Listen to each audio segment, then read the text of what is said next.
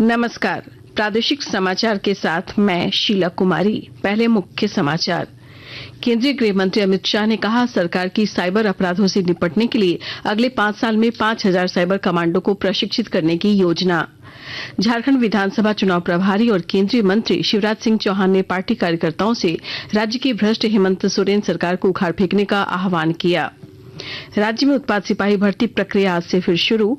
अब 6 केंद्रों पर प्रतिदिन 3-3 हजार अभ्यर्थियों की होगी दौड़।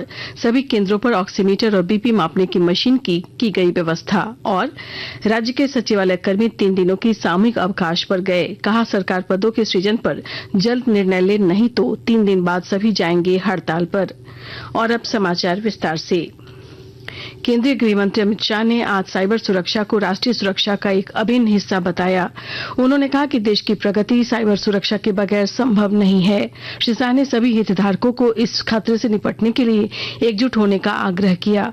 उन्होंने कहा कि साइबर अपराध की कोई सीमा नहीं है। साइबर कमांडो परियोजना का शुभारंभ हुआ है। 5 साल में लगभग 5,000 साइबर कमांडोज तैयार करने का लक्ष्य रखा गया है और समन्वय प्लेटफॉर्म वो भी एक प्रकार से बहुत उपयोगी साबित होने वाला है। साइबर अपराधियों की कोई सीमा नहीं, वो अंतर्राष्ट्रीय स्तर पर भी अपराध करते हैं, राष्ट्रीय स्तर पर भी करते हैं, राज्य के स्तर पर भी करते हैं। इसलिए समय की एक मांग थी कि सस्पेक्ट रजिस्ट्री बनाई जाए, राष्ट्रीय स्तर पर बनाई जाए और सभी राज्यों को इसके साथ जोड़ा जाए। एक साझा मंच ये अपराध के सामने लड़ने के लिए शुरू किया जाए। मैं मानता हूं इससे आने वाले दिनों में अपराध की रोकथाम में हमें बहुत बड़ा फायदा मिलने वाला है। झारखंड विधानसभा चुनाव प्रभारी और केंद्रीय मंत्री शिवराज सिंह चौहान ने पार्टी कार्यकर्ताओं से राज्य की भ्रष्ट हेमंत सोरेन सरकार को उखाड़ फेंकने का आह्वान किया। आज रांची में पार्टी की चुनाव प्रबंधन समिति की अध्यक्षता करते हुए उन्होंने कहा कि उनकी पार्टी 6 परिवर्तन यात्राओं के दौरान हेमंत सोरेन सरकार का पर्दाफाश किया जाएगा। श्री सिंह ने आरोप लगाया कि वर्तमान सरकार ने बांग्लादेशी घुसपैठियों को संरक्षण दिया है। और पूरे झारखंड में जो हो रहा है डेमोग्राफी चेंज, ये भयावह है, भयानक है और इसलिए झारखंड को बचाना भारतीय जनता पार्टी का कर्तव्य है। 5 साल में एक वादा पूरा नहीं किया। 2,000 रुपया चूल्हा खर्च देने का वादा किया, अब चुनाव के समय केवल 1,000 रुपया पकड़ा के जाल बिछा रहे हैं केवल वोटों के लिए। हम इसको उजागर करेंगे और इस सरकार को भारतीय जनता पार्टी हमारी झारखंड की लीडरशिप उखाड़ कर फेंकेगी। उधर मुख्यमंत्री हेमंत सोरेन ने भाजपा पर लोगों को गुमराह करने का आरोप लगाया है। झारखंड भाजपा के विधानसभा चुनाव सह प्रभारी हिमंता विश्वा शर्मा ने कहा है कि मुख्यमंत्री हेमंत सोरेन को उत्पाद सिपाही बहाली में जान गंवा चुके मृतकों के परिजनों को एक सरकारी नौकरी देनी चाहिए। प्रदेश कार्यालय में आयोजित बैठक के बाद पत्रकारों से बातचीत में उन्होंने कहा कि राज्य सरकार को अभ्यर्थियों की मौत मामले पर राजनीति नहीं करनी चाहिए। बात बोल रहे क्या हमने मांगा क्या है उनसे? आपका झारखंड प्रदेश का ही एक गरीब बेटा को आप नौकरी एक दे दी, तो उसके लिए आप मुझे क्यों तिरस्कार करते हैं? मैं तो ये नहीं बोल रहा हूँ कि असम का युवाओं को झारखंड में नौकरी दीजिए। राज्यपाल संतोष कुमार गंगवार ने साहिबगंज बिचपुरा में आज ग्रामीणों के साथ संवाद किया। उन्होंने ग्रामीणों से कहा कि हाल ही में इस राज्य में उन्होंने नई जिम्मेदारी संभाली है। राज्य के विकास के लिए विभिन्न क्षेत्रों को समझने और वहां के लोगों से संवाद करना आवश्यक है। उन्होंने कहा कि आपसी संवाद से ये जानकारी मिलती है कि केंद्र और राज्य सरकार की योजनाओं का कार्यान्वयन किस प्रकार हो रहा है। संवाद के माध्यम से लोगों की समस्याओं और सुझावों को भी जानने का अवसर मिलता है।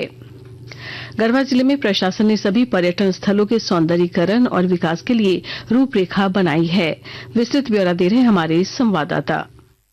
गढ़वा जिले में अनेक मनोरम प्राकृतिक स्थल हैं जिनको विकसित कर पर्यटन स्थल के रूप में स्थापित किया जा सकता है। इससे स्थानीय स्तर पर लोगों को बड़े पैमाने पर रोजगार भी मिल सकते हैं। विशेषकर गढ़वा विधायक मिथिलेश कुमार ठाकुर को पेयजल एवं स्वच्छता विभाग के साथ पर्यटन, कला, खेलकूद एवं युवा कार्य विभाग के मंत्री बनने के बाद स्थानीय लोगों के साथ जिला प्रशासन के पदाधिकारी भी काफी उत्साहित हैं। इसी क्रम में जिला पर्यटन संवर्धन परिषद गढ़वा के माध्यम से जिले के सभी प्रखंडों के पर्यटन स्थलों के विकास के लिए एक बृहद रूपरेखा तैयार की गई है। इसके तहत लगमा खजुरी ब्रह्म स्थान, राजा पहाड़ी शिव मंदिर, बंशीधर नगर मंदिर और बंशीधर नगर के सौंदर्यीकरण का प्रस्ताव है। विनोद कुमार पाठक, आकाशवाणी समाचार, गढ़वा। आकाशवाणी के ताजा तरीन समाचारों के लिए आप हमारी वेबसाइट newsonair.gov.in पर लॉग इन कर सकते हैं। ताजा समाचार X handle @AIR news alerts और Facebook page All India Radio News पर भी उपलब्ध है। आप प्रादेशिक समाचार एकांश के X handle @AIR news Ranchi और फेसबुक, इंस्टाग्राम पेज तथा YouTube channel AIR news Ranchi पर भी हमारे बुलेटिन सुन सकते हैं। प्रादेशिक समाचार आप आकाशवाणी रांची से सुन रहे हैं। झारखंड में उत्पाद सिपाही के 583 पदों के लिए भर्ती दौड़ प्रक्रिया नियम में बदलाव के साथ एक बार फिर शुरू हो गई है। एडीजी कार्मिक आर.के. मल्लिक ने बताया कि सभी केंद्रों पर अभ्यर्थियों के लिए ऑक्सीमीटर और बीपी मापने की मशीन की व्यवस्था की गई है। पलामू के चियाकी एयरपोर्ट पर भर्ती दौड़ की प्रक्रिया पर रोक लगा दी गई है। अब पलामू के अभ्यर्थियों की दौड़ अंछा सेंटरों पर 19 और 20 सितंबर को होगी। भर्ती प्रक्रिया में प्रत्येक केंद्र पर रोजाना 3-3 हजार अभ्यर्थियों की ही दौड़ कराई जा रही है, जबकि पहले ये संख्या 6000 थी। अभी करीब 1,14,000 अभ्यर्थियों की शारीरिक दक्षता परीक्षा बाकी है। राज्य सचिवालय कर्मी 3 दिनों के सामूहिक अवकाश पर चले गए हैं। उनका प्रदर्शन रांची के नेपाल हाउस के पास चल रहा है। सचिवालय कर्मियों का कहना है कि सरकार पदों के सृजन पर जल्द निर्णय ले। सचिवालय कर्मियों के अवकाश पर जाने से सचिवालय में कामकाज प्रभावित हुआ है। सचिवालय कर्मियों ने चेतावनी देते हुए कहा कि सरकार नहीं जगी तो 3 दिनों बाद सभी हड़ताल पर जाएंगे।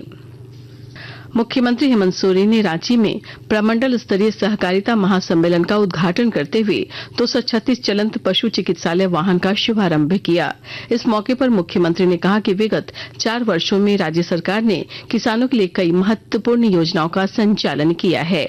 उन्होंने कहा कि जब गांव समृद्ध होंगे तभी राज्य समृद्ध होगा।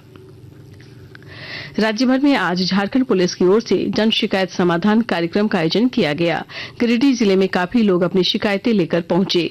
हजारीबाग रेंज के डीआईजी सुनील भास्कर ने पुलिस कर्मियों को आम लोगों की समस्याओं को त्वरित निष्पादित करने का आदेश दिया। बीजेपी सर का जो ये विजन है कि लोगों को जो समस्याएं हैं उनका निराकरण त्वरित हो, ऑन द स्पॉट हो, और जो भी समस्याएं हैं उसमें अगर किसी पदाधिकारी द्वारा लापरवाही की जा रही है उसकी भी जिम्मेदारी तय हो।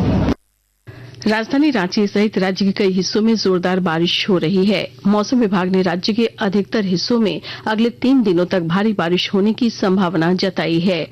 मौसम विभाग ने बारिश के साथ वज्रपात की भी चेतावनी जारी की है।